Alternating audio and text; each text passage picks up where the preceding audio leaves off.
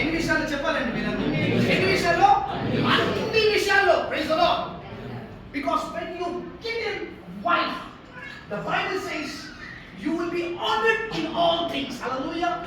అన్ని విషయాల్లో మనం గణపరచబడతాం. Praise the lord. కొంతమంది అంటున్నారు, బ్రదర్ సో నేను తొందరగా పెళ్లి చేసుకోవాలి, నేను తొందరగా పెళ్లి చేసుకోవాలి. Hallelujah. Praise the lord.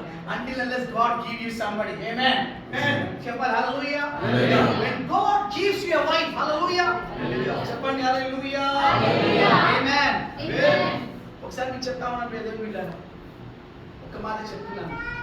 If you are not a blessing to your husband, ఒక భార్య తన భర్తకి ఆశీర్వాదం లేకపోతే తన మొదటిగా పరీక్షించుకోవాలి.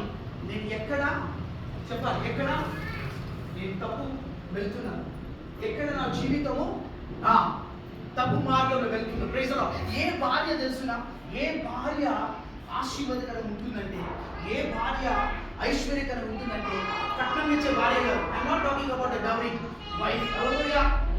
చెప్పండి ప్రైజ్ ది లార్డ్. హల్లెలూయా. కొంతమంది కట్నం తీసుకొని పెళ్లి చేసుకుంటా ఉంటారు. I'm not talking about that. Hallelujah. Praise the lord. నేను చెప్తున్నాను, దేవుడు ఒక అమ్మాయిని పెళ్లి చేసుకుంటే దేవుడు పరలోక నిధిని తెరుస్తాడంట.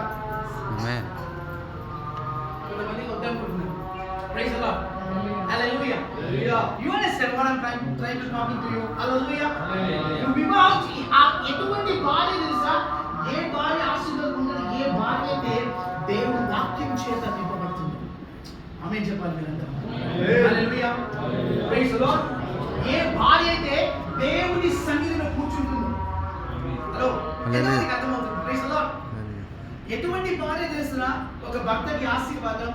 ఏ భార్య అయితే మొదటిగా వాక్యం చేత నింపబడుతుందో, ఏ భార్య అయితే రెండోదిగా దేవుని సన్నిధిలో కూర్చుంటుందో, ఇటువంటి భార్య.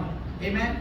ఇటువంటి భార్య ఆ నేలలో విత్తనం పడినప్పుడు ఆ చెట్టు ఎంత ఎదుగుతుంది తెలిసిన 100 రెట్లు ఫలిస్తుంది.